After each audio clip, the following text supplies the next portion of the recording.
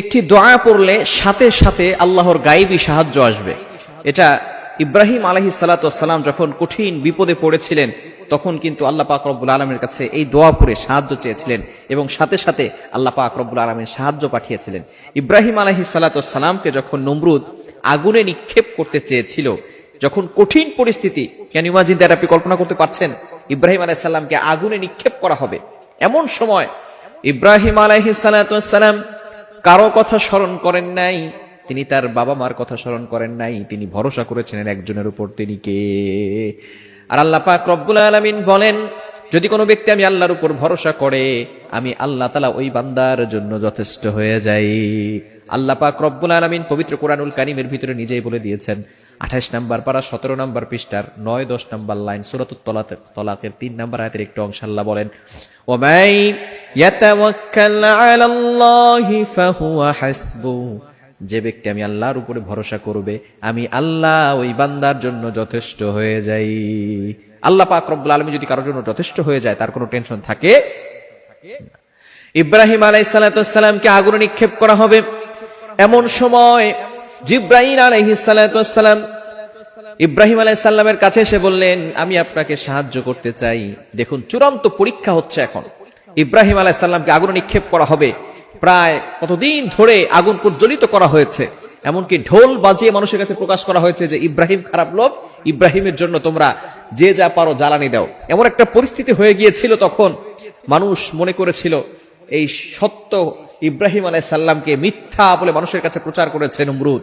শুধু তাই নয়, মানুষ এমন ভাবে ইব্রাহিম আলাইহিস সালামের পিছনে লেগে গিয়েছিল, তারা যদি কোনো বাচ্চা অসুস্থ হয়ে যেত তাহলে মান্যত করত যে যদি আমার বাচ্চা সুস্থ হয়ে যায় তাহলে ইব্রাহিমকে জ্বালানোর জন্য আমি 1 মণ লাকড়ি সেখানে দিব। দেখুন মানুষ কতটা নিচে নেমে গিয়েছিল এবং কিভাবে সত্যটাকে মানুষের কাছে মিথ্যা প্রচার করেছে। ইব্রাহিম আলাইহিস সালামকে আগুনে নিক্ষেপ করা হবে, এমন সময় জিবরাইল আলাইহিস সালাম এসে বললেন, আমি আপনাকে সাহায্য করতে চাই। ইব্রাহিম আলাইহিস সালাম বললেন, আমাকে যে আল্লাহ সৃষ্টি করেছে সে আল্লাহ কি দেখে না?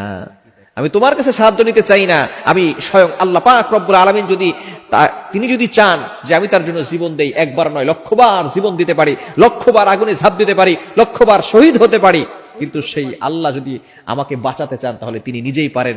জিবরাইল, তোমার কোনো দরকার হবে না। আল্লাহু আকবার। ক্যান ইউ ইমাজিন দ্যাট, আপনি কল্পনা করতে পারছেন? এমন সময় ইব্রাহিম আলাইহিস সালাতু ওয়াস সালাম আল্লাহর কাছে দোয়া করেছিলেন, হাসবুনাল্লাহু ওয়া নি'মাল ওয়াকিল, নি'মাল মাওলা ওয়া নি'মান নাসির। চমৎকার একটি দোয়া। এই দোয়াটা আমরা সকলেই জানি, অনেকেই ফজরের নামাজের পরে এই দোয়াটা পড়ি।